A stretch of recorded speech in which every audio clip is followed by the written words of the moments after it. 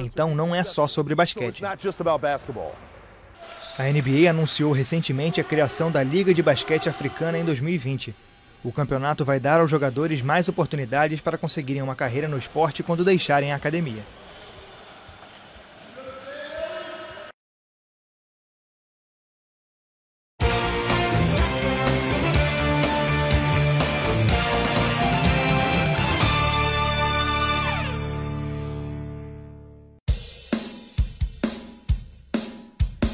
Toda sexta-feira tem o programa do Joãozinho Ribeiro, às 8 da noite na TV Transamérica, no 59.1.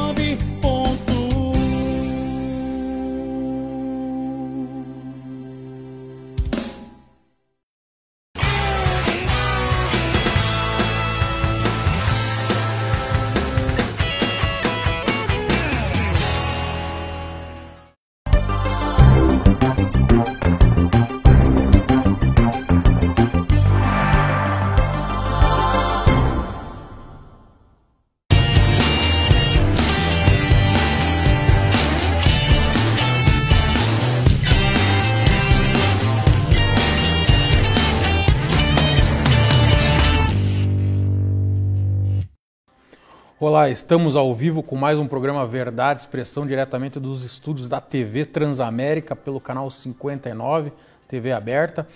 Estamos ao vivo também pela internet, o verdadeexpressão.com.br, e pelas redes sociais da TV Transamérica, do Verdade Expressão, Facebook, YouTube e Instagram. A TV Transamérica, que é uma emissora multiplataforma.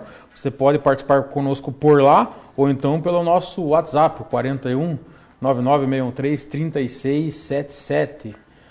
Dando sequência aí ao assunto que mais impera aqui nesse programa esse ano, que é Curitiba, os assuntos municipais. Hoje recebo mais um vereador de Curitiba, já recebemos vários vereadores aqui de Curitiba nesse programa, e hoje recebemos aqui o vereador Bruno Pessutti. Ele é do PSD, está no seu segundo mandato como vereador, engenheiro mecânico, graduado pela Pontifícia Universidade Católica do Paraná, PUC Paraná, e pós-graduado em Economia e Direito Administrativo, que também é professor, atualmente está lecionando. Boa noite, vereador Bruno Pessutti. Uma honra recebê-lo aqui no programa Verdade Expressão. Boa noite, Rafael. Boa noite a todos os telespectadores. Também é uma honra estar aqui nessa noite. Então, falei aqui um pouco do seu currículo, da sua carreira. Se puder resumir aí para a gente, contar aí como que você de engenheiro foi parar como vereador e hoje é professor também, né? Exatamente. Rafael, eu sempre fui um bom aluno. Desde a época da escola, quando estudava no Colégio Integral, ali no Centro Cívico, eu fui um bom aluno. E tive a oportunidade de estudar bastante, graças a Deus, graças aos meus pais. Passei em primeiro lugar no vestibular na Faculdade de Engenharia Mecânica e também passei na Federal. Mas pelo fato de ter passado em primeiro lugar no vestibular, eu recebi uma bolsa de estudos na PUC e acabei fazendo o curso inteiro lá na PUC para deixar, inclusive, a minha vaga na Federal para uma outra pessoa que não tivesse condições de pagar uma universidade particular. Então, para mim foi uma honra ter passado em primeiro lugar e dessa forma fez com que eu me esforçasse cada vez mais para poder concluir o curso sem pegar uma dependência também. Na engenharia mecânica, dos 60 alunos que entraram, apenas 9 se formaram. Então, é um curso razoavelmente bastante difícil e exige bastante dos alunos. Então, eu me esforcei bastante. Então, e ao longo do próprio curso, eu já fui desenvolvendo estágios, né? O primeiro estágio que eu tive foi na área da tecnologia, ali no LACTEC, Instituto de Pesquisas. Eu tive sempre essa vontade de ser um pesquisador, de ser buscar novos desafios, né? Lá no LACTEC fui pesquisador na área de soldagem, depois passei num concurso nacional da Siemens, que é um programa de desenvolvimento do talento, quando a Siemens ainda fazia telefone, e fui aprovado nesse concurso junto com outros 18 jovens do Brasil inteiro. Fui trabalhar na empresa que tinha sede aqui na cidade industrial de Curitiba, na área de telefones. Só que também o telefone começou a desandar, começou a ser produzido na China, eu percebi que era uma área que estava decaindo e fui trabalhar no Tecpar, com pesquisa em biocombustíveis. Tive a oportunidade de voltar a ser um aluno, né, um pesquisador, buscar novos conhecimentos e lá ajudamos a desenvolver novas tecnologias na área de biocombustíveis, não só desenvolver, mas a aplicação de biodiesel em motores estacionários, em motores de barcos na Baía de Paranaguá, fazendo ações, por exemplo, a retirada do lixo da Baía de Guaratuba. Foi um momento muito interessante. Mas o biodiesel também acabou estagnando no Brasil em 5%, hoje está em 7%, ou seja, nesses últimos 10 anos evoluiu muito pouco a tecnologia e o uso do biodiesel. E então surgiu a oportunidade de eu trabalhar na construção de uma refinaria de petróleo lá em Pernambuco. Naquela refinaria Abreu Lima, uma empresa multinacional chamada Tequinte, que é uma das maiores empresas ítalo-brasileiras, é a maior empresa privada da Argentina, essa Tequinte. E lá fiquei apenas 6 meses, porque o meu pai virou governador e naquele momento a cabeça estava aqui no Paraná e eu pedi demissão da empresa para poder acompanhar o dia a dia do governo do estado, com meu pai como governador. E quando eu vim para acompanhar no dia a dia, eu era um assessor dele, sem pasta, sem nenhum tipo de salário, apenas pelo aprendizado. Eu cuidava das redes sociais dele, muito antes do Carlos Bolsonaro cuidar das redes sociais do pai, eu já estava cuidando das redes sociais do governador Pessutti naquela época, que era só o Twitter, e Orkut ainda que tinha, então faz bastante tempo, 2010. Então acabou criando em mim essa vontade de ajudar as pessoas, de resolver os problemas das pessoas. E a base da engenharia é justamente essa, você ser um solucionador de problemas. Após o meu pai ter saído do governo, eu fui trabalhar na New Holland, o Case New Holland, né, onde eu era o especialista das colheitadeiras, inclusive era o principal especialista das máquinas de algodão da Case. Passei muitos meses na Bahia, nas colheitas de algodão, desenvolvendo a aplicação dessas máquinas com os fazendeiros. E quando surgiu a campanha de 2012 aqui em Curitiba, a cidade passava por uma crise moral na Câmara de Vereadores do município. Havia uma crise muito grave na gestão do Derosso. E eu, por ter uma família política, meu avô já foi político lá no interior do estado do Paraná, meu pai sempre militando na área política, você acaba se espelhando nos seus heróis, nos seus ídolos. E um filho sempre se espelha no seu pai, assim como jornalistas, advogados, médicos. Eu mesmo sendo engenheiro mecânico, eu optei em buscar essa oportunidade na carreira pública, porque com 28 anos de idade na época, eu falei, eu vou tentar ser vereador, vou tentar ser político, se a população assim me conceder o direito ao voto, para ver se eu consigo resolver alguns problemas que a cidade tem e vou honrar com muita satisfação, muito orgulho cada um desses votos. E a população de Curitiba tem nos agraciado, mantendo a gente com o mandato e dessa forma temos correspondido. Somos considerados um dos melhores vereadores da cidade no aspecto técnico, porque como estudioso que sou, sempre me aprofundo nos estudos, não somente da parte técnica, né, mas como você já falou, Rafael, já fui buscar a especialização em Direito, a especialização em Economia e fazer com que a cidade tenha soluções, propondo diversos projetos que, com certeza, aprovados e aqueles que podem ser aprovados, vão resolver e muito a qualidade de vida dos curitibanos. E a sua carreira como professor é agora? Começou agora. Agora? Começou agora. E é fato interessante a gente falar sobre isso, porque geralmente os professores viram políticos. Eu estou seguindo o caminho contrário. Eu, como político, fui convidado a ser professor, porque a Faculdade Anchieta acabou convidando a gente uma vez para fazer uma palestra sobre as cidades inteligentes, o papel da vereança no desenvolvimento de uma cidade mais inteligente, de que forma que a gente pode ser mais sustentável. Eles têm um congresso que fala sobre a sustentabilidade. E lá naquele congresso, o professor Daniel, o reitor, ele percebeu que a gente tinha um domínio sobre o assunto e me convidou agora para ser professor do curso de Engenharia Ambiental, sobre produção de energia sustentável. Então, estou lá com meus alunos, está sendo uma honra, um desafio muito bom, porque depois de algum tempo sem estudar, né, o último curso que eu fiz... Obriga a estudar novamente. Eu me formei em 2006 para 2007. Então, desde lá, quase não mexi mais com livros de engenharia. Fui mexer com direito, fui mexer com economia, mas com livros de engenharia não havia mais esse costume. Então, voltei a debruçar sobre os livros para preparar uma boa aula para os meus alunos poderem ajudar a desenvolver projetos de energia sustentável, inclusive impactando em cidades mais inteligentes, utilizando a energia eólica, fotovoltaica, que está sobre nossas cabeças todos os dias e a gente acaba não aproveitando esse potencial todo. O seu pai, o Orlando Pessutti, como você falou, você começou a acompanhar os passos dele, mas ele historicamente sempre foi do PMDB, que era MDB e hoje voltou a ser MDB. Mas você está no PSD. Como que foi essa entrada no PSD? Por que o PSD? Eu estava no PMDB, eu participei inclusive da Executiva Nacional da Juventude, por diversas vezes estivemos na casa do presidente da Câmara, na ocasião, o ex-presidente Michel Temer, para debater assuntos da juventude do MDB. O problema é que aqui no Paraná, o meu pai e o Requião acabaram tendo um conflito. Sim. E esse conflito até hoje não tem a menor chance de ser resolvido.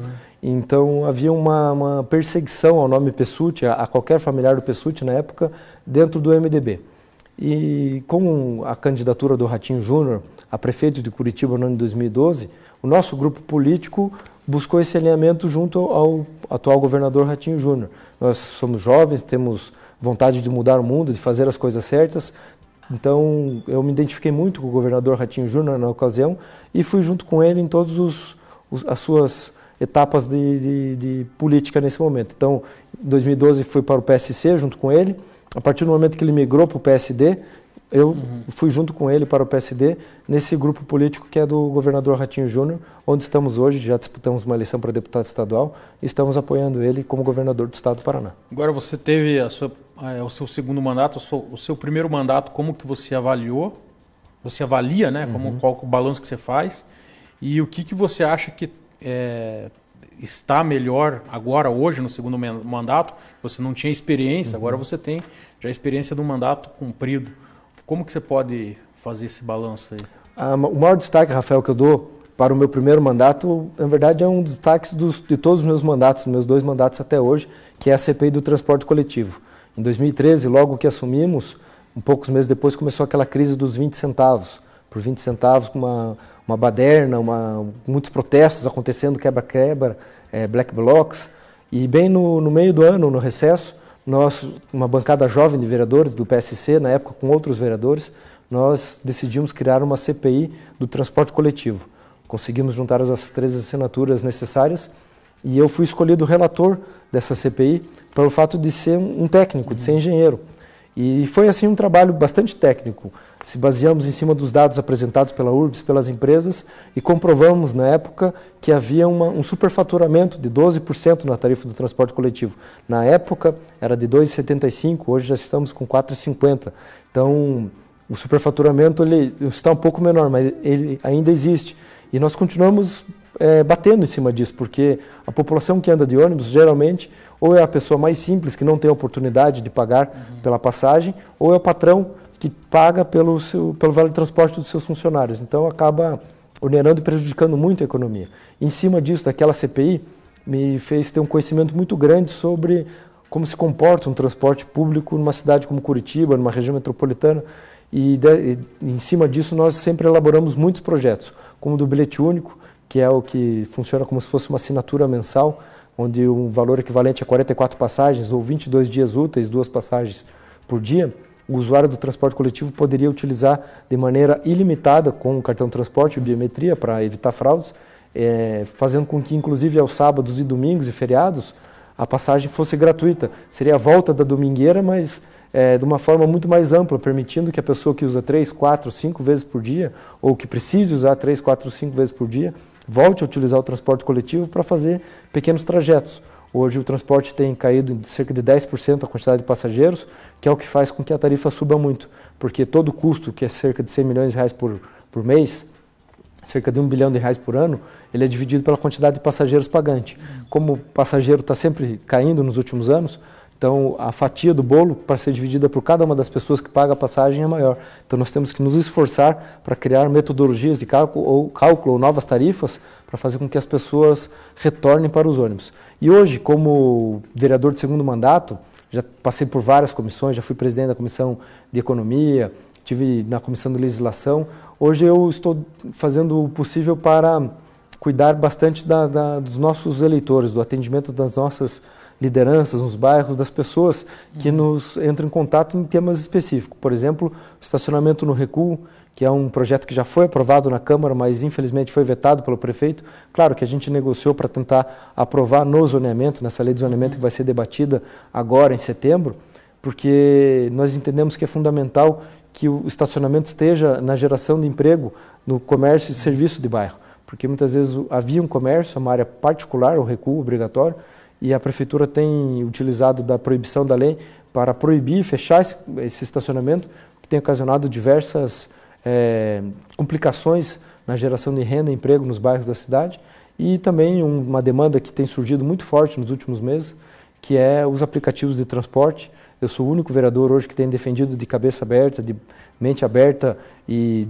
que subo na tribuna para defender os aplicativos de transporte, porque acredito que o direito de escolha do usuário deve prevalecer e, principalmente, a cidade é para todos, né? Os motoristas de aplicativo são pessoas, pais e mães de família que de maneira digna têm feito o possível para levar o sustento para a sua família e contribuem muito para que a gente tenha um trânsito melhor na cidade. Já vamos abordar melhor essa questão dos aplicativos, mas sobre ainda o transporte coletivo. Eu não sei se você tem como responder isso, porque se refere a outro município, mas sempre que os vereadores vêm aqui eu faço essa pergunta. Araucária, hoje o preço da tarifa está R$ 2,65. O prefeito lá, Isam, fez uma revisão lá e conseguiu fazer essa redução. Por que tem, na sua visão, aí, você que tem um conhecimento profundo, por que dá toda essa diferença de valor de R$ 4,50 para R$ 2,65? Aqui em Curitiba existem pelo menos 2 itens da tarifa que eu considero, não só eu, o Tribunal de Contas também considera irregulares. Não vamos dizer ilegais, vamos dizer irregulares deles existirem na tarifa. Um deles é ilegal, que é o imposto de renda das empresas. O cálculo do imposto de renda é calculado no máximo lucro possível. E como que as empresas ganham lucro? Em cima do capital investido. Então, um ônibus de R$ 1 milhão, ele vai gerar ao longo dos seus 10 anos de vida útil, ou 12 anos de vida útil, 1% ao mês de lucro para o empresário. Isso está certo, isso não há nenhum problema, e o empresário tem que ter o lucro porque é uma atividade que deve ser exercida com certos riscos, então tem que ter lucro. Mas acontece que o pagamento do imposto de renda é uma questão personalística das pessoas, das empresas inclusive. Se ela tem lucro, ela paga o seu imposto. Não deve ser acrescentado esse imposto na tarifa. Isso impacta em cerca de 18 centavos na tarifa, de cada uma das tarifas pagas, isso é cerca de 18 centavos. Acontece que na época da CPI, nós identificamos que não era possível, as empresas elas tinham lucro operacional, mas elas não tinham lucro contábil, elas tinham prejuízo contábil. E quando você tem um prejuízo contábil, você não paga imposto de renda. Então elas estavam recebendo na tarifa, estão até hoje, recebendo uma indenização pelo provisionamento do imposto que deveria ser pago, mas esse imposto não está sendo pago porque as empresas têm prejuízo contábil. Então todo aquele valor que foi pago a mais como imposto, ele acabou entrando no bolso dos empresários de maneira equivocada no entendimento da CPI e do Tribunal de Contas do Estado. E um outro fator que nós entendemos que é equivocado é a taxa de administração da URBS. Porque a taxa de administração da URBS, a URBS é uma empresa municipal que cobra 4% de cada tarifa vendida. Então ela é sócia da passagem. Ela não cobra um orçamento fixo anual.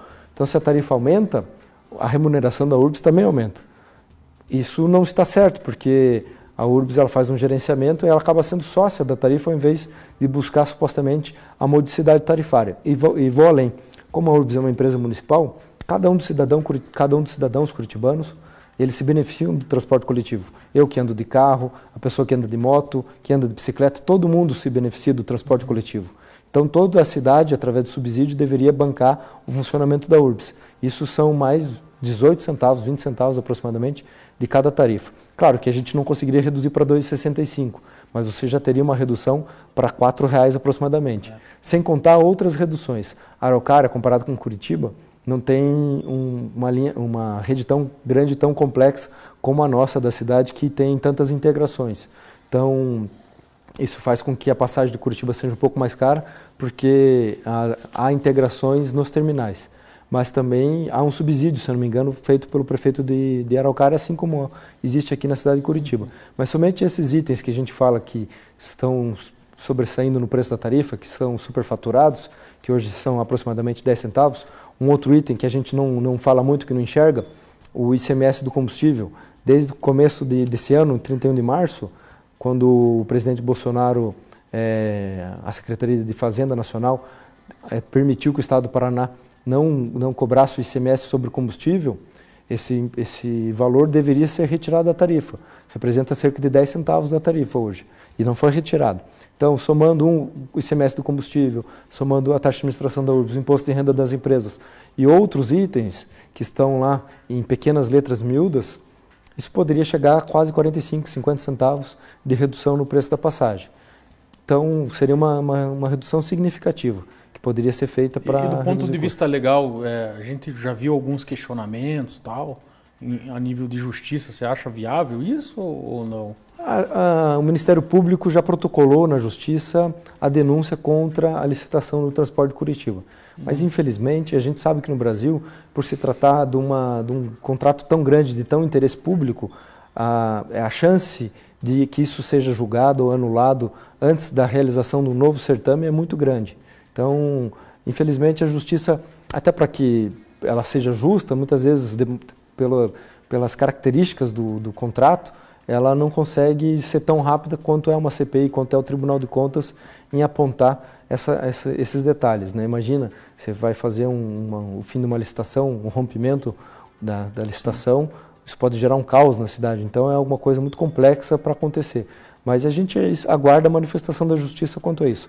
O trabalho da Câmara, muitas vezes as pessoas numa CPI imaginam que a gente vai sair prendendo as pessoas, mas isso não é o papel. O papel de uma CPI é uma comissão parlamentar de inquérito. Sim. Ela faz as perguntas e produz um relatório.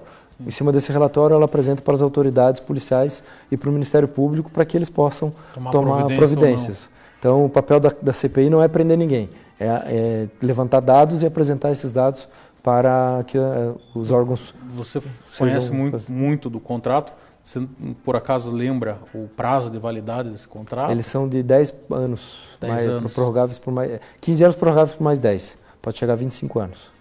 Então, tem muito tempo. Muito tempo. E, assim, alguns fatores na época do contrato chamaram muito atenção, como, por exemplo, a pontuação excessiva para as empresas que tinham operação em canaleta.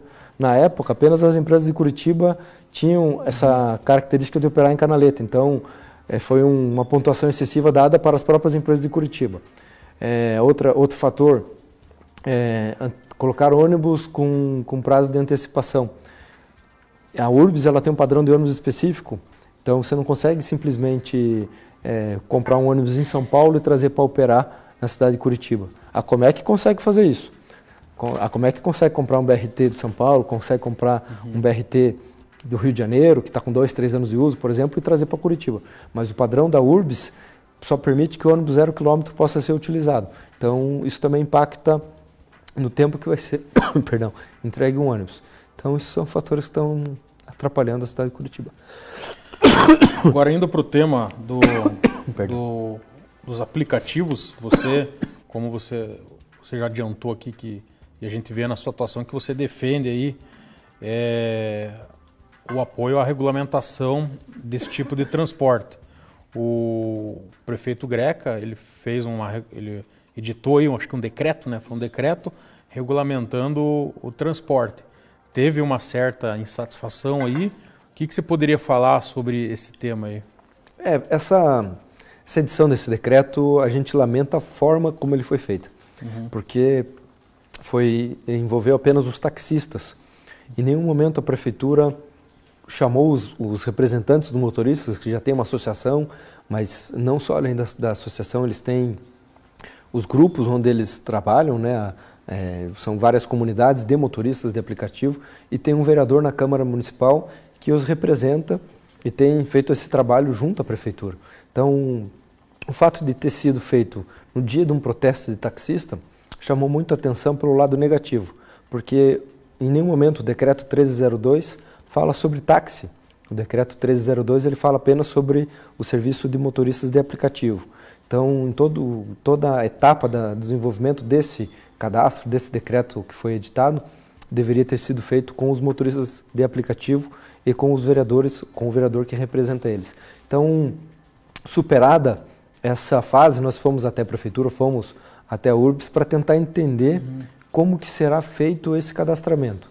A URBS nos garantiu, mas nós estamos com uma ideia de entrar com um projeto de lei para que isso seja permanente, que esse cadastro será para sempre gratuito, porque o motorista aplicativo, a função por ele exercida na cidade, já arrecada o preço público pago pelo passageiro, que faz com que a cidade arrecade milhões de reais, muito mais do que se arrecada, por exemplo, com o serviço de táxi que vai direto para a URBS. Então, nós queremos que esse cadastro seja gratuito para que os motoristas não sejam penalizados e para que exista uma fiscalização. Nós não somos contra a fiscalização. A fiscalização deve acontecer, deve haver uma regulamentação, mas essa regulamentação não pode parar apenas no cadastramento. Nós exigimos também que as empresas que fornecem os aplicativos de transporte, como a Uber, a 99, a Cabify, elas também informem aos motoristas o destino da viagem e a forma de pagamento, porque são fontes de insegurança muito grandes. Basicamente, quase todos os assaltos ou quase todas as fatalidades que acontecem, os crimes que acontecem contra os motoristas de aplicativos são em corridas que envolvem dinheiro. Nós não estamos querendo proibir a corrida com dinheiro, longe disso, mas que o motorista, na hora de aceitar a corrida, ele saiba que aquela corrida é em dinheiro. Muitas vezes ele não sabe. Por exemplo, uma corrida que é cancelada por motivo de segurança, imagina uma situação hipotética.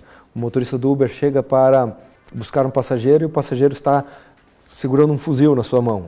Ele cancela por motivo de segurança. As empresas transferem aquela corrida para outro motorista. Então ela acaba simplesmente passando o risco para outra pessoa, ao invés de tentar analisar com um pouco mais de abrangência qual seria o risco que estava causando naquela situação, naquele local. O perfil de repente. Exatamente. Tem casos, por exemplo, de um motorista que nos relatou que ele foi assaltado, fez a denúncia para a empresa e alguns dias depois o mesmo perfil o chamou no mesmo endereço. Mas o pior de tudo não é isso, que pelo fato dele ter chamado no mesmo endereço, aquele mesmo perfil, ele ainda continuou existindo. Então ele já tinha comunicado, feito o boletim de ocorrência, então deveria ter sido feito um cancelamento daquele perfil. Então, da mesma forma que existe uma fiscalização muito grande do motorista, e ela tem que existir, nós também temos que avançar na fiscalização do usuário, fazendo com que o usuário também tenha níveis de certificação, níveis de notas para usuários, que não apenas as estrelinhas que são dadas. Um passageiro que pega 2 corridas e ganha 5 estrelas, que aparece como um 5 estrelas, ele pode ser um assaltante potencial, porque eventualmente possa ser uma fraude que ele tenha cometido. Hoje, com tecnologias, por exemplo, com a digital, o próprio motorista e o próprio passageiro podem se identificar através das suas digitais nos celulares. Então, é um ponto que nós temos que avançar, que esse decreto não pare somente no cadastramento, na fiscalização do motorista, que também exija das empresas mais segurança para os prestadores de serviço, que são mais de 15 mil na cidade, são pais e mães de famílias que todos os dias de maneira digna levam o pão para as suas famílias e tem, eu acho comprovadamente já isso, salvam muitas vidas na cidade, porque até alguns anos atrás era comum os jovens irem para as baladas, ou não só jovens, as pessoas irem para restaurantes e tomarem bebidas alcoólicas e voltarem dirigindo. A fiscalização da polícia existe, mas ela não consegue pegar todos os locais. Hoje em dia, com o preço mais acessível, com a concorrência estabelecida e principalmente com o direito de escolha do usuário, ele escolhe a forma como ele quer se locomover, se ele quer de patinete, de ônibus, de Uber, de táxi, ele escolhe a forma como ele quer se locomover. Com certeza, muitas pessoas têm optado para ir de Uber, não só para os bares e restaurantes, mas para os seus destinos, e isso tem, vamos dizer assim, ajudado a cidade a se desenvolver. O trânsito fica menor, você tem uma utilização mais eficiente do veículo, você economiza dinheiro, eventualmente sai mais barato você andar de aplicativo do que ter um segundo carro ou ter um carro. Eu conheço pessoas que fazem isso diariamente, que têm optado por isso, e é uma facilidade, é uma modernidade que a vida, os aplicativos, a indústria 4.0 tem trazido para as pessoas. Em relação à regulamentação dos patinetes, você até fez digamos, uma sondagem ali no seu perfil, né? Estava analisando e a maioria se mostrou favorável. O que você pode falar aí desses patinetes, até daquela Yellow, a bicicleta lá, que o pessoal... Tem muita controvérsia em relação à questão do trânsito, da legislação do trânsito e tal. Como que isso vai caminhar? Tudo que é novo causa sempre um pouco de confusão. O Uber lá atrás foi isso, a gente foi um dos poucos vereadores na época que se colocou contrário à proibição desde o início, já criando muita crítica por parte da categoria dos taxistas, mas que a gente sempre respeita e admira todos aqueles que trabalham de maneira honesta, né? Então, com a questão dos aplicativos, do patinete, é uma coisa nova, e tudo aquilo que é novo sempre causa um pouco de tensão. Eu lembro quando a prefeitura, há alguns 2, 3 anos, já está tentando implantar as próprias bicicletas. Ela fez uma licitação, uma empresa ganhou, só que aquela empresa que ganhou queria instalar bicicletas elétricas. Então, os locais do ponto de estacionamento das bicicletas, plataformas, não tinham eletricidade. Então, até hoje, a cidade de Curitiba não conseguiu instalar as bicicletas em plataformas. Aí vem a empresa Yellow, com várias bicicletas, simplesmente larga as bicicletas, com o risco de perder algumas, obviamente, mas com uma proposta completamente diferenciada de compartilhamento. E a confusão, vamos dizer assim, os questionamentos que surgem, eles são importantes para que a gente possa formar uma opinião, né? Muitas pessoas são contrárias ao uso do patinete, mas eu sou favorável. Até porque o patinete tem um preço muito alto. Esses atrás fui andar 1,5 km de patinete e saiu R$ 8,50, que é quase equivalente a 2 passagens de ônibus. Então você só vai utilizar ele, ou muitas vezes por lazer, ou para um rápido deslocamento de emergência que você precisa fazer. Mas quais são algumas proibições que têm surgido? Eu sou contrário. Por exemplo, São Paulo, é proibido utilizar o patinete na calçada. O patinete no Código de Trânsito brasileiro é permitido de utilizar ele na calçada, desde que você respeite o limite de velocidade e bom senso acima de tudo. Primeiro porque as calçadas de Curitiba são ruins, então você não vai poder andar a 20 km por hora com patinete na calçada. E depois o Código de Trânsito determina que seja em torno de 6 km por hora.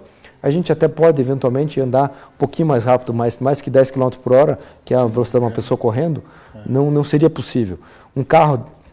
Qualquer carro hoje quase consegue chegar a mais de 150 km por hora, mas mesmo assim nas estradas nós temos que respeitar os 110, os 80, os 60 km, em alguns pontos da cidade, 40 km por hora nas vias calmas.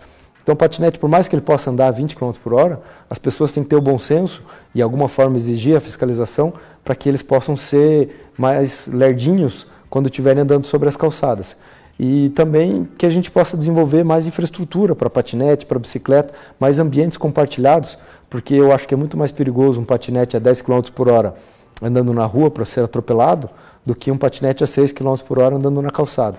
Então nós temos que aguardar um pouco mais para verificar como é que a cidade se organiza. Antes as bicicletas eram maior número, hoje os patinetes estão em maior número, até mesmo para ver como que a dinâmica do prestador desse serviço, do empresário, funciona, porque daqui a pouco a gente acaba proibindo uma coisa que realmente poderia melhorar a vida das pessoas, ou acaba não regulamentando uma coisa que pode piorar a vida das pessoas. Então a gente precisa ter um pouco mais de paciência e observar como que as coisas estão acontecendo. Mas eu defendo uma regulamentação que autorize o uso na calçada, com uma velocidade máxima de 10 por hora, 8 por hora, que não seja mais que isso, que só permita que jovens habilitados possam receber autorização, jovens não habilitados, que sejam 16, 15 anos, que eles não possam utilizar se eles não passarem por vamos dizer assim, um curso de treinamento feito pelo próprio aplicativo num parque, com seu perfil, ele possa utilizar no parque, até comprovar que tem condições de utilizar com a tecnologia do aplicativo, é possível que isso seja feito, e que a pessoa não seja obrigada a utilizar o capacete, porque se ela tiver que utilizar o capacete, vai basicamente inviabilizar o uso do patinete, porque a maioria das pessoas não carrega um capacete individual todos os dias. Então, precisa ter uma regulamentação, inclusive, com o pagamento do preço público, como tem no aplicativo de transporte. E eu defendo que todo esse preço público, porque usa intensivamente as calçadas, eles estão largados nas calçadas, está usando as calçadas que são públicas de maneira intensiva, que cobre-se 20 centavos, 25 centavos, um valor pequeno, mas que esse valor seja integralmente revertido na manutenção das calçadas na área de abrangência dos patinetes, para que a cidade possa ter calçadas mais decentes, porque calçadas decentes melhoram a circulação e a mobilidade urbana dos pedestres de maneira geral. E de alguma forma, no dia, todas as pessoas são pedestres, porque a gente ainda não flutua. Então, em algum momento, nem que seja para chegar no carro, nós estamos caminhando. E a gente precisa ocupar mais o espaço urbano caminhando mais pela cidade, mas isso só será possível com mais calçadas adequadas à mobilidade urbana pedestre. Legal, vamos rapidamente para as notícias da semana com o jornalista Pedro Lima. Olá, Pedro Lima. Olá, Rafael. Boa noite a você, boa noite ao nosso vereador Bruno Pessutti. Vamos ao destaque da semana. O governo federal encaminhou ao Congresso Nacional as propostas para a Lei Orçamentária Anual, LOA, de 2020 e para o Plano Plurianual, PPA, 2020-2023, que traz o planejamento para os próximos 4 anos. O valor do salário mínimo será menor do que o previsto anteriormente pelo governo, enquanto a LDO, enviada aos parlamentares em abril, fixava um aumento dos atuais 998 para 1.040. O projeto de orçamento estabelece salário mínimo de 1.039 em 2020, sem ganho real. A correção considera a inflação medida pelo Índice Nacional de Preços ao Consumidor como parâmetro. Até o ano passado, a política de reajuste do salário mínimo considerava um aumento real equivalente ao crescimento do PIB do ano anterior. O governo manteve a meta indicada no projeto da LDO de déficit primário de 124 bilhões para o governo central, Tesouro Nacional, Previdência Social e Banco Central, menor que o previsto para este ano, de 139 bilhões. Desde 2014, as contas do governo federal estão no vermelho. Com informações da agência Senado Notícias e imagens de Pablo Valadares. É com você no estúdio, Rafael. Obrigado, Pedro. Vereador, tem uma questão polêmica que você deu seu posicionamento, foi recentemente, aquele empréstimo que a Prefeitura foi autorizada pela Câmara Municipal a tomar no valor de 420 milhões para obras de mobilidade urbana. Um deles é com o Banco Interamericano de Desenvolvimento, no valor de 405 milhões, e outro é com a Caixa Econômica Federal, no valor de 15 milhões. Tramitou em regime de urgência. Qual o detalhamento que você pode dar sobre esses empréstimos e a real necessidade deles? Veja, Rafael, eu fiz pós-graduação em economia, né? Sou pós-graduado em economia, e esse é um ensinamento que a gente traz das escolas de economia. Muitas vezes a questão da dívida, quando se faz um empréstimo como esse, ele é tratado de forma negativa, porque a cidade está se endividando, não haverá uma possibilidade de pagamento, seria muito melhor que a cidade investisse esse dinheiro sem precisar fazer os financiamentos. Claro que isso tem sempre um fundo de verdade, mas nesse caso específico do financiamento contraído junto ao Banco Interamericano de Desenvolvimento, a taxa de juros desse banco é muito baixa, ela é menor quase que a inflação que o Brasil tem hoje. Então, nenhum dinheiro disponível no Brasil é tão barato quanto esse disponível pelo BID. E nesse atual momento especificamente, pelo fato de nós estarmos numa crise, não o Brasil numa crise, mas há uma guerra cambial entre a China e os Estados Unidos, fez com que o dólar disparasse.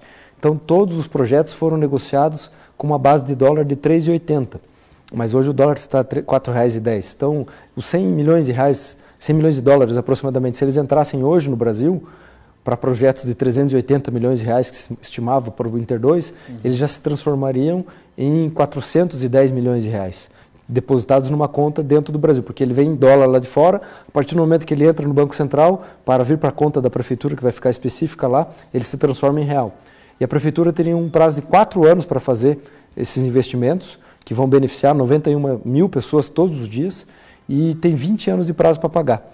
Com certeza, nos próximos, da maneira econômica falando, o dólar não vai ficar em R$4. A gente imagina que o dólar não fique em R$4, porque o Brasil está passando por um momento de ajuste, de reformas, e a tendência é que ele volte para os patamares de R$3,70, R$3,60. Então, essa dívida hoje, que vai continuar de 100 milhões de dólares, ela vai equivaler a 370 milhões. Então, eventualmente, por mais que tenha juros, o valor final da dívida vai ser muito próximo ao atual, quase que um pagamento sem juros. É um empréstimo com juros muito baixos, que é para fazer um investimento que é muito importante na área do transporte coletivo.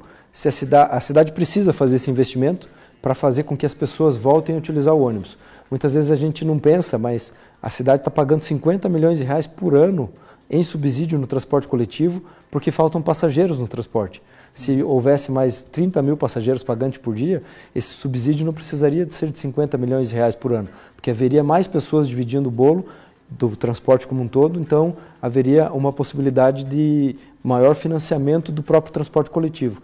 Então, os 50 milhões de reais por ano que a Prefeitura faz de investimento como subsídio no transporte para fazer com que a tarifa seja uma módica, não é tão baixa, mas um pouco mais módica do que ela é efetivamente a real, em 10 anos são 500 milhões de reais que a Prefeitura tem que gastar com o transporte coletivo. Um investimento como esse, que vai aumentar a velocidade do ônibus, vai permitir que mais pessoas voltem a utilizar o ônibus, ela pode, inclusive, a longo prazo, economizar dinheiro do subsídio. Claro que tem que fazer uma conta muito específica analisando dessa forma. Mas é bom quando a gente consegue pegar crédito barato.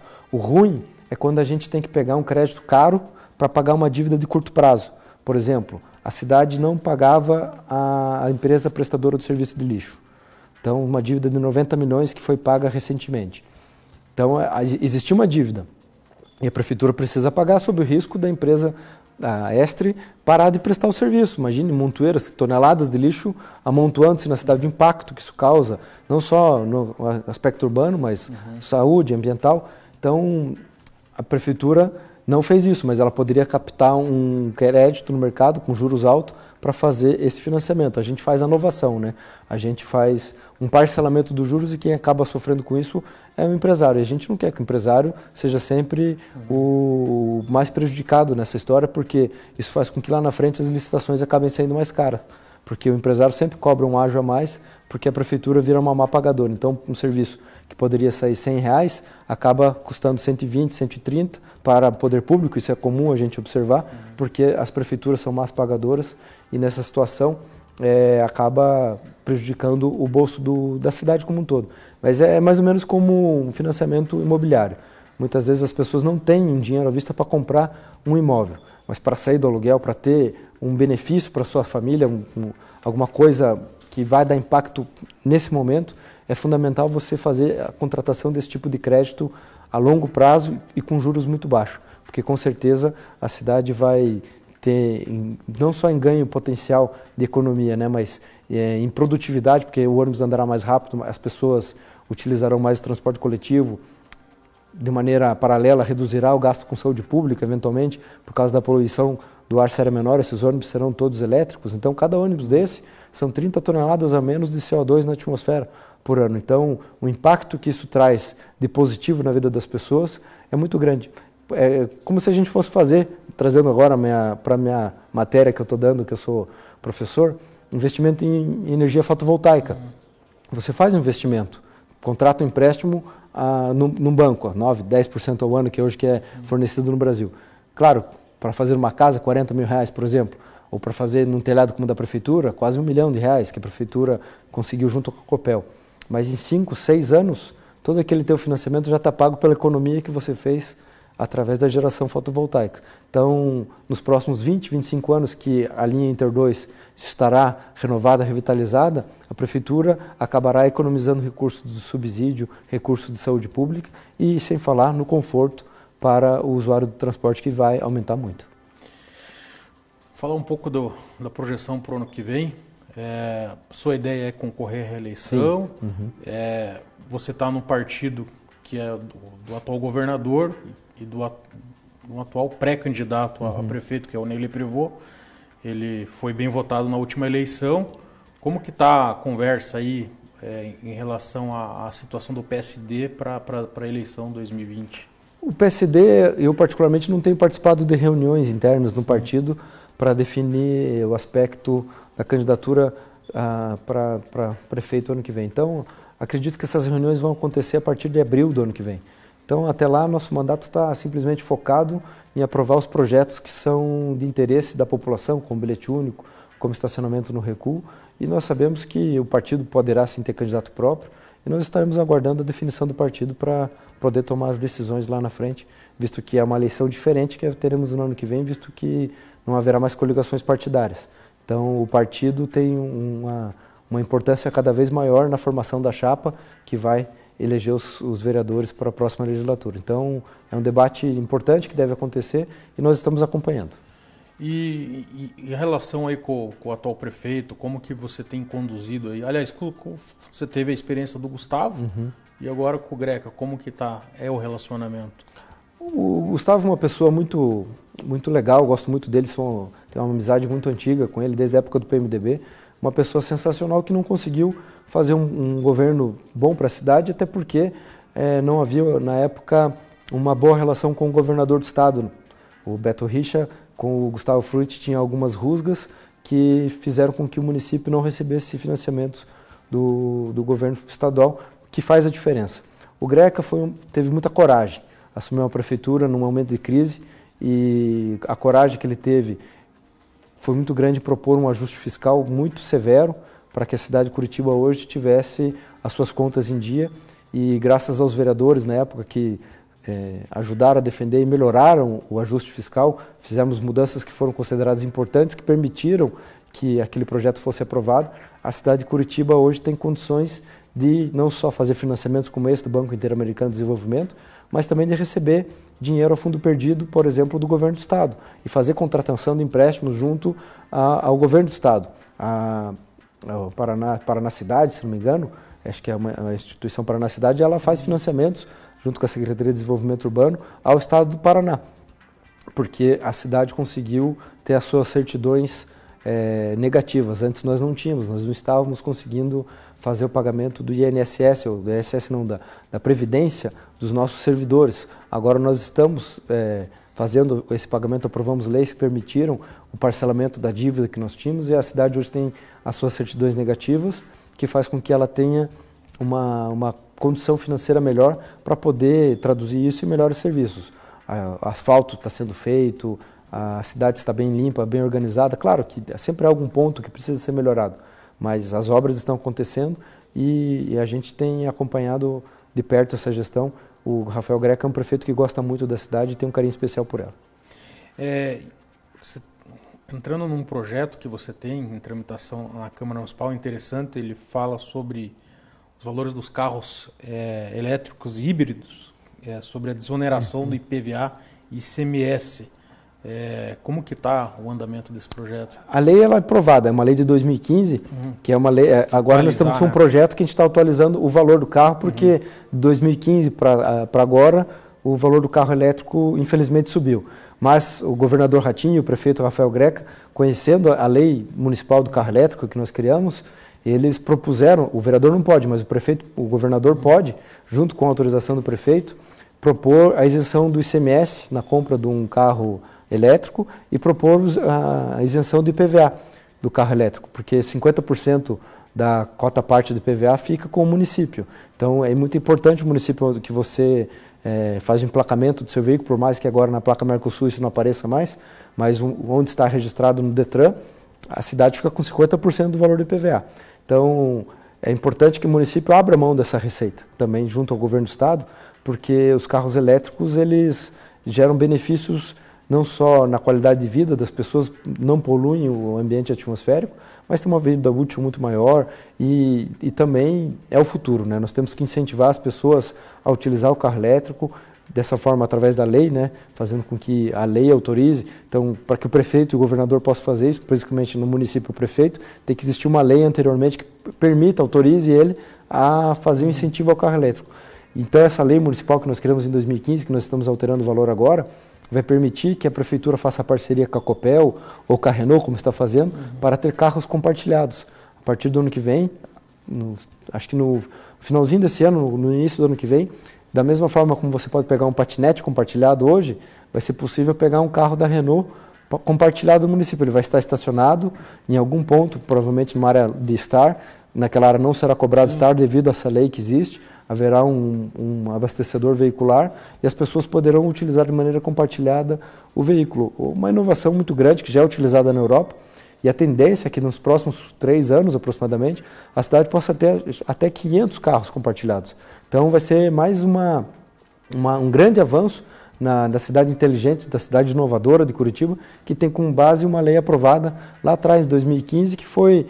Claro que não foi ela que resultou nisso, mas a ideia que resulta agora numa iniciativa tão legal como essa dos carros compartilhados, que vai fazer com que a cidade não só tenha uma mobilidade compartilhada melhor, as pessoas não vão precisar mais comprar um carro daqui a alguns anos, elas vão poder utilizar de maneira compartilhada os carros que vão estar disponíveis e utilizando uma tecnologia que não emite gases poluentes.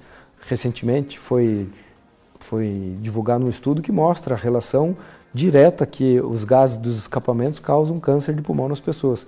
Muitas cidades que têm pessoas que nunca fumaram que têm câncer de pulmão. E o novo zoneamento, que Logicamente que é uma lei, é um projeto que está sendo discutido bem complexo, né? Demanda muitas audiências públicas. Do jeito que está caminhando aí, você acha que é necessário, é positivo? Eu até estava dando uma olhada que o centro, eles estão querendo, digamos, remodelar ali o centro para que tenha mais moradia no centro. Você acha isso viável? Isso é viável e é importantíssimo que a cidade faça. O zoneamento é uma das leis, é a lei mais importante que a gente vai votar nessa legislatura. Na legislatura anterior nós votamos o plano diretor que estabelece diretrizes, né? Caminhos para onde a cidade vai, mas é no zoneamento que a cidade define os parâmetros construtivos e a forma onde ela vai incentivar as construções. É comum a gente observar que a cidade de Curitiba, apesar de ela ser uma cidade muito inovadora, é uma das primeiras cidades no Brasil a ter planos diretores que criaram esse conceito trinário da cidade, né? O trinário é o eixo massa, onde há o transporte coletivo de grande transporte, onde não há limite para os prédios. Claro que existe o limite do avião, cone aéreo, mas se houver interesse e dinheiro para o empresário fazer arranha-céus enormes na cidade, há esse benefício. Isso vai decaindo de acordo com você vai chegando para ruas mais vicinais. Então, a cidade sempre incentivou as pessoas a ocuparem locais próximo ao transporte coletivo. Mas, ao longo dos anos, isso foi um pouco se deturpando. E eu digo que se deturpou porque você observa, por exemplo, no zoneamento da Nova Curitiba, aquele que vai para o Campina do Siqueira, os prédios de grande porte, são residências de alto padrão, onde os moradores daquelas residências eles não utilizam ônibus.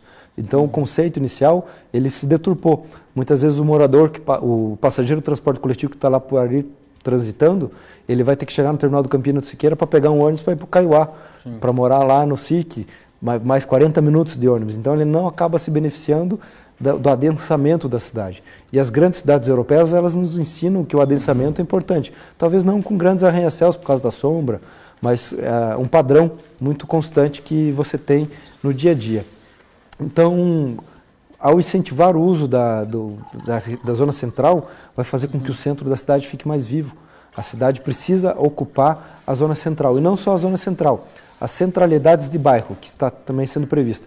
Hoje, Curitiba tem 10 centralidades de bairro, no Sítio Cercado, no Portão, no Cabral, são centralidades que você não tem que obrigar a pessoa a ir até o centro para fazer todas as prestações de serviço. Sim. Ela consegue resolver banco, padaria, comércio, nessas centralidades. Então, essas regiões podem ser adensadas, para que as pessoas morem mais perto. Imagina, por exemplo, o centro da cidade, a gente passou do horário de encerramento das lojas da 15, o centro morre, o centro fica ruim.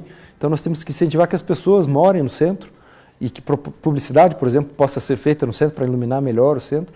Você pega ali próximo ao Teatro Guaíra, todos aqueles estacionamentos que existem, eles poderiam ser prédios com residências pequenas, mas moradias onde pessoas, jovens casais, estudantes morassem naquela região, onde elas não demandassem de uma construção de novas vias, de novas faixas de infraestrutura, novos equipamentos públicos de uma maneira geral, porque ali no centro já tem tudo isso. Então é fundamental que a gente adense o centro, incentivando que seja feito uso misto, não só estacionamento, mas uso com moradia. Também ali próximo da PUC, zona de uso misto 3, onde vai ser possível ter moradia com prestação de serviço e indústria de baixo porte, indústria de geração de tecnologia. Então você vai ter um adensamento dessas regiões próximo aos binários da Mateus Leme, da Nilo Peçanha, para fazer com que a cidade fique mais próxima do centro, nas mercês, fazendo com que as pessoas não se locomovam tanto. A Minha Casa Minha Vida, por exemplo, é um grande projeto que deu casa para as pessoas, que ajudou as pessoas a conquistar a casa própria com baixo custo. Mas ele sempre teve um erro que afastou as pessoas do grande centro.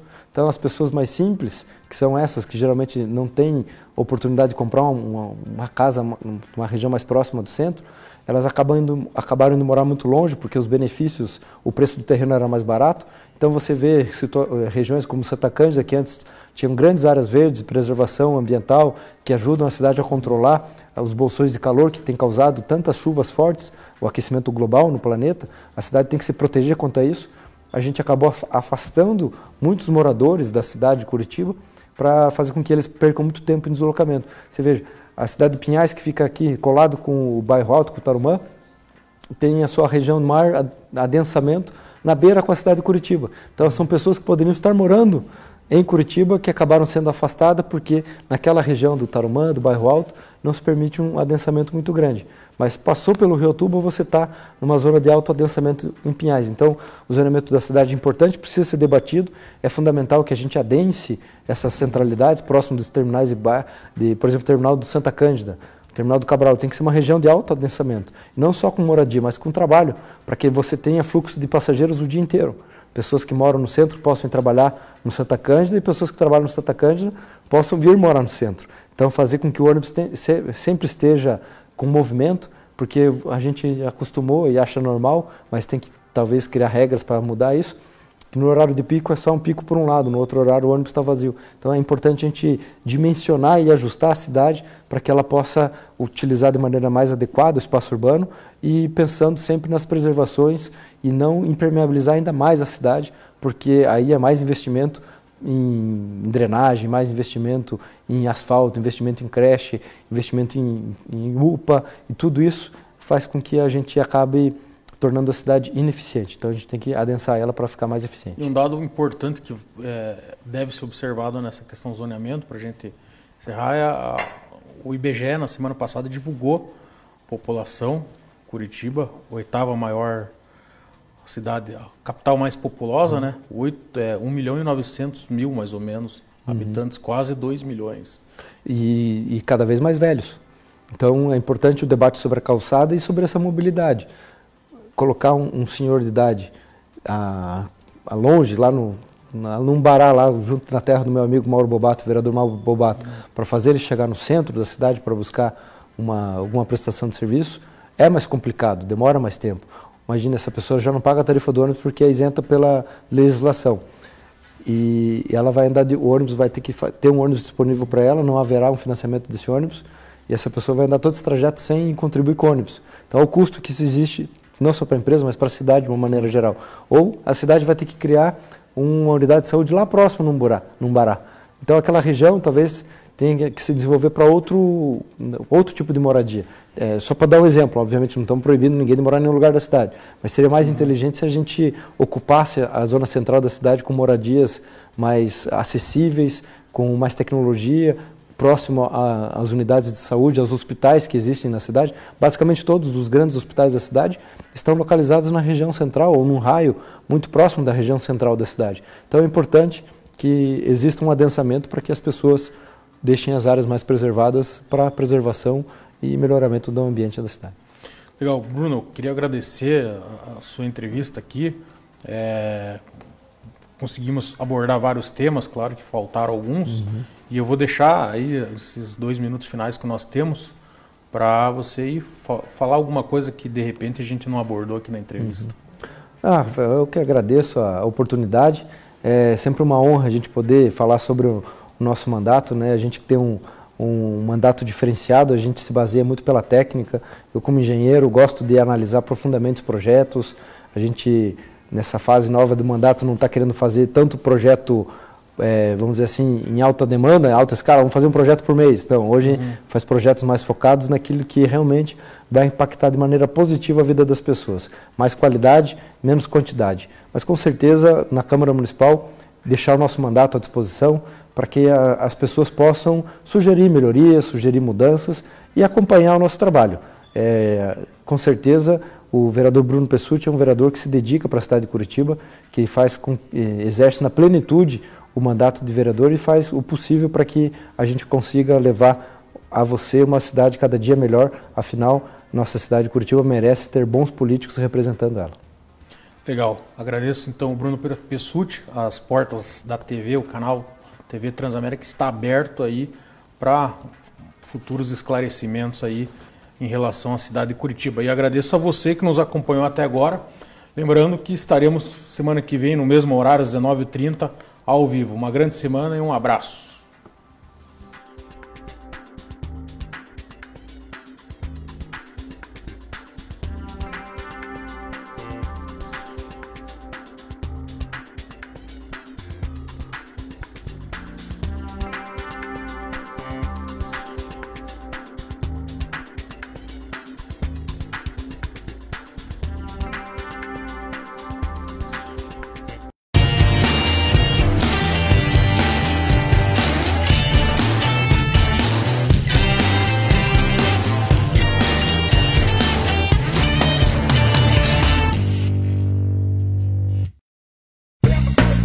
Transamérica é a maior rede de rádio FM do Brasil. A Transamérica Light Curitiba, além de uma programação musical selecionada, apresenta diariamente programas e boletins informativos sobre cultura, lazer, esporte, política, economia. Tudo para você ficar bem informado, sem deixar de ouvir o melhor da música nacional e internacional. Transamérica Light, a sua rádio onde você estiver. Existem 3 maneiras de ter acesso à saúde: sistema público, plano de saúde e particular. Você já imaginou um sistema de saúde sem mensalidade? Acesso Saúde. No Acesso Saúde você encontra atendimento médico e exames de várias especialidades. E você só paga quando usa. Conheça o Acesso Saúde. Ligue 3025 3500. Diretor técnico médico Dr. Carlos Eurico Greca de Macedo, CRM Paraná 12095. Olá pessoal, eu sou Franciele Gabardo e espero você todas as noites aqui no SMTV. Você pode nos acompanhar de segunda a sexta-feira, das 9h30 às 10h30, pelo canal 59 da sua televisão e também no Facebook. Basta acessar a página da TV Transamérica, de segunda a sexta-feira, das 9h30 às 10h30. Espero por você!